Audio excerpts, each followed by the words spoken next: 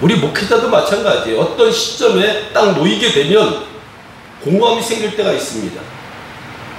삶의 무의미할 때가 있습니다. 우리라고 해서 완벽한 사람들이 아니에요. 어쩔 때는 훌 떠나서 좀 쉬고 싶을 때도 있습니다. 어떨 때는 좀 생각을 정리하고 모든 생각을 내려놓고 그냥 흘러가는 물만 바라보고 싶을 때도 있습니다. 근데 우리가 다시 일어날 수 있는 것은 하나님의 사랑 때문에, 하나님의 은혜 때문에, 하나님의 긍휼 때문에 다시 우리가 일어날 수 있는 거예요. 우리가 사랑의 반대는 무관심이라고 하지 않습니까? 사랑하지 않으면 관심을 보이지 않습니다. 누구를 사랑하고 누구를 마음에 두면 여러분들은 관심을 보여요. 그 사람에게 뭔가를 건네거나 얘기를 합니다. 하나님 우리를 사랑하세요. 혹시 여러분들이 지금 내가 이 상태가 가장 좋고 내가 예배를 빠지거나 여러분들이 하나님 관계가 떨어져 있다고 생각함에도 불구하고 아무런 삶의 변화가 없다고 생각하면 이것은 여러분들에게 큰 문제예요. 예배를 빠져도 내 맘대로 살아도 죄를 저질러도 아무렇지 않다고 한다면 그건 하나님과의 관계가 끊어진 거예요. 좀 소홀히 하면 예배를 소홀히 한다든가 내 맘대로 산다든가 죄악에 물들었을 때 아무런 신호가 없으면 그 사람은 버림받은 자예요. 매를 맞으면 징계를 받으면 말씀이 임하면 그 사람은 복받은 사람이에요. 근데 우리는 이렇게 생각하지요. 문제가 생기거나 아픔이 생기거나 내가 매를 맞으면 하나님과 나를 사랑하는가 라고 하는 그런 고민의 딜레마에 빠진다는 거예요. 자녀들이 잘못하면 또 어떻게 합니까? 잔소리 하잖아요. 어떻게 툭 치면서 얘기하잖아요. 잘 살으라고 바른 길을 가라고 혼을 내잖아요. 하나님도 마찬가지라는 거예요. 우리의 관심이 있기 때문에 여러분들에게 어떨 때는 징계로, 어떨 때는 매로, 어떨 때는 훈계로, 어떨 때는 고난으로 그렇게 다가온다는 거예요. 그것을 이상하게 생각하지 말라는 거예요. 하나님은 우리의 언행 심사를 보십니다. 우리 이 언행을 잘 해야 돼요. 그분이 차를 타가면서 내가 그리스도와 함께 십자가 못 박혀 있나니 우리 가면서 어떤 잡담도 할 수 있습니다. 세상 돌아가는 얘기, 먹기 힘든 얘기 다 할 수 있지만 그 안 믿는 사람들이 많다고 하니 우리를 지옥으로 지금 기다리고 있는 그 목숨을 생각하면서 우리가 하나님 앞에 간절히 기도하고 찬양하면서 갔을 때는 그런 역사와 기적이 일어난다는 거예요. 그래서 어떤 장소, 어떤 환경이 있을 때 여러분들의 언행, 심사가 어떤가를 여러분들이 살펴봐요. 복된 말을 해야 돼요. 믿음의 말을 해야 되고 승리한다는 말을 해야 되는 거예요. 그래서 뭐라고 얘기를 합니까? 민수기 10장 28절에 보게 되면 그들에게 이른즉 여호와의 말씀에 내 삶을 두고 맹세하노라 너희 말이 내 귀에 들리는 대로 너희에게 행하리라. 우리 생각하는 것, 우리가 말하는 것, 우리 행동하는 것을 하나님 지켜보고 계시다는 거예요. 우리가 보고 싶은 자녀들이 있으면 뭐 외국에 가 있거나 지방에 가 있으면 어떻게 합니까? 전화를 해서 아들아 잘 있느냐? 딸아 잘 있느냐? 밥은 잘 먹고 다 있느냐? 건강은 어떠냐? 건강이 제일이다. 이렇게 얘기하잖아요. 하나님 온 세상에 충만합니다. 다 연결되어 있는 거예요. 성령으로 연결되어 있는 거예요. 그래서 여러분들이 지금 있는 이 장소든 걸어가든 사소한 일이든 중대한 일이든 삐끗했어요. 다리가 절려요. 그러면 그것도 하나님 앞에 얘기할 수 있다는 거예요. 하나님, 제가 길 걷다 보니 다리가 삐끗해서 제가 다리가 지금 시큰시큰합니다. 하나님 어떻게 해야 될까? 이것도 우리가 하나님 앞에 고백할 수 있다는 거예요. 우리 기도만 꼭 거창하게 하는 기도만이 기도가 아닙니다. 하나님 모든 일과 말, 심지어 생각까지 관심이 있습니다. 그것을 여러분들이 표현을 해야 돼요. 자녀도 부모에게 표현하듯 우리 또한 하나님 앞에 그것을 표현해야 돼요. 뭐만 할 것이 아니라.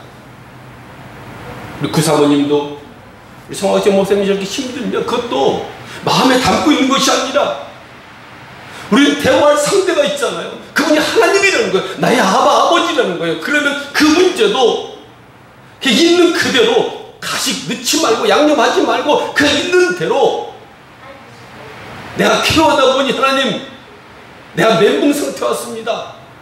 내 번아웃이 왔습니다. 내가 지금 지쳤습니다. 그것도 고백할 수 있다는 거예요. 하나님 그 기도를 들으신다는 거예요. 여러분의 생각도 여러분의 마음도 아시기에 그 기도를 하나님 듣고 싶어 한다는 거예요. 제가 주말에 만날 때도 그래요. 다 알죠. 어떻게 사는 거 다 알죠. 관심이 많죠. 애들 어떻게 지금 어떤 상황에 처했는지 알죠. 툭 치면서 그냥 알면서도 물어보고 대답하기를 원해요. 저 아이들이 아빠 엄마에게 자기 삶을 얘기하기 원하고 힘들다는 것을 얘기하기 원하고 지금 자기가 어떤 처지에 있는 것을 얘기하기를 원합니다. 하나님도 그러길 원하신다는 거예요. 하나님은 주의 백성을 소상히 돌보십니다. 시편 기자가 말한 바 땅에 있는 성도는 존귀한 자니 모든 즐거움이 저희에게 있도다. 하나님은 우리 중심에 계신다는 거죠. 하나님 우리를 복받기를 원하셔요. 우리에게 평강 주시기 원하시고 은혜 주기를 원하셔요. 하나님 그런 분이에요. 근데 우리들은 어떻게 생각합니까? 우리들은 그냥 우리 작은 이 머리로서 생각하는 거예요. 하나님 이것만큼 만들어주겠지. 이건 너무 큰 문제라 이것은 해결이 안 되겠지. 제가 이번 달에는 3군데 장례를 제가 갔어요. 어떻게 한 달에 3번씩이나 장례를 할 수 있는 거. 결혼식보다는 장례식이 더 많은 거예요. 그때마다 느끼는 것이 기도가 그만큼 중요하다는 거예요. 기도가 마지막 인종할 때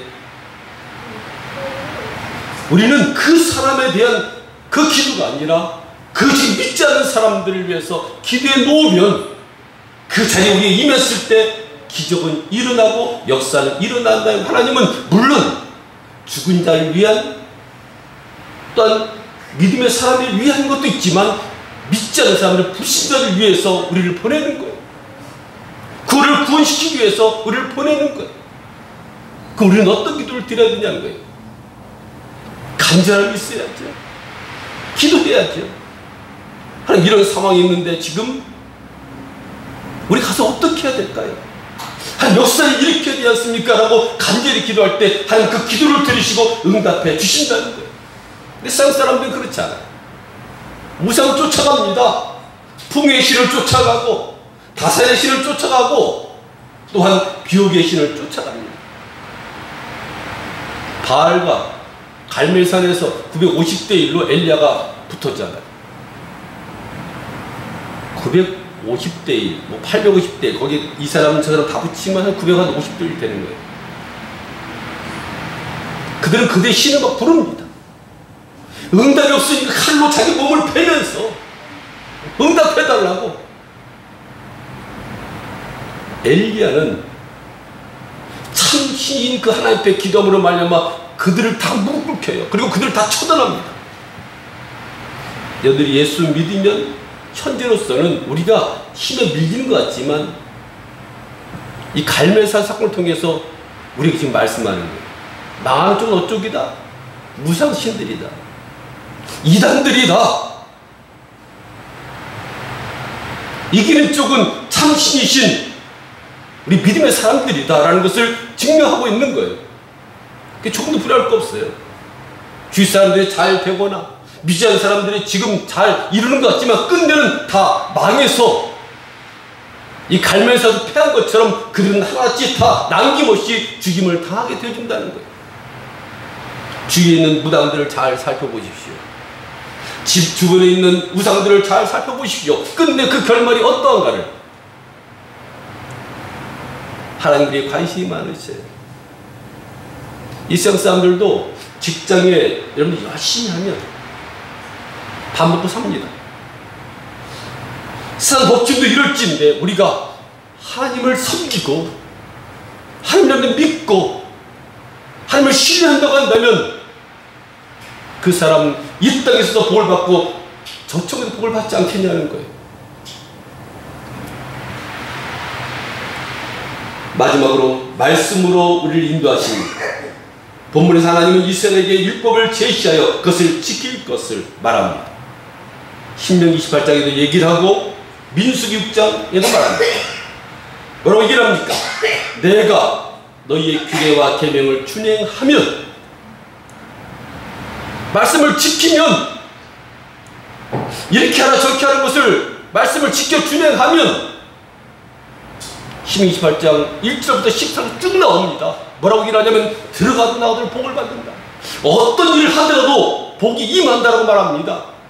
여러분, 기르는 짐승까지, 기르는 채소까지 하나님께서 복을 주신다는 거예요.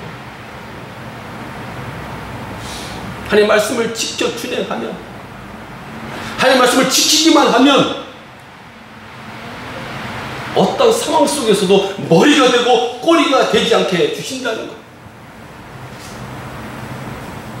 그러니까 여러분들은 물질 우선주의가 아니라, 지금 여러분들이 생활 때 참 생활이 어려워요. 빚은 이만큼 더 있어요. 아이들은 언제 클까? 저 어린아이가 커서 언제 산업구실을 할까? 그런 염색이 있지 모르지만 하나님 맡기고 기도하고 앞으로 나가면 하나님께서는 여러분들을 통해서, 자녀를 통해서 끝내는 자녀가 잘 된 그런 복들을 허락하신다는 거예요. 그 첫째 분 뭐라고요? 너희가 나의 규례와 계명을 준행하면, 말씀 따라 살면, 죄를 잘 지키고 하나님의 말씀 따라 여러분들이 마음을 다하고 중심을 다하고 생명을 다하여 지켜 준행하면 잘 되는 것이 정한 이치라는 거예요. 이런 하나님의 복은 당사에 되면 끝나는 것이 아닙니다. 아기는 3, 4대까지 벌을 받는다고 하잖아요. 근데 복은 1000대까지 받는다고 하잖아요. 3, 4대면 이미 그 자손은 끊어집니다. 거기 저주가 임하면 여러분 자손 그 밑에까지 하나님 저주가 임하면 그 대는 끊어지는 거예요. 그래서 어떤 환경이 여러분 다칠지라도 하나님 만왕의 왕이시오 참 신이라는 것을 마음속에 꼭 세우셔서 세상 일하는 것, 세상의 마음과 몸을 다하는 그것의 10분의 1 아니 반만이라도 해나가면 하나님께서 여러분을 통해서 큰 역사를 일으킬 것을 확신합니다. 그렇게 다 되기를 간절히 축원드립니다. 기도하겠습니다. 사도 요한은 이런 말을 합니다. 살아가는 자여 내 영혼이 잘된 같이 내가 범사에 잘되고 강건하기를 내가 간구하노라.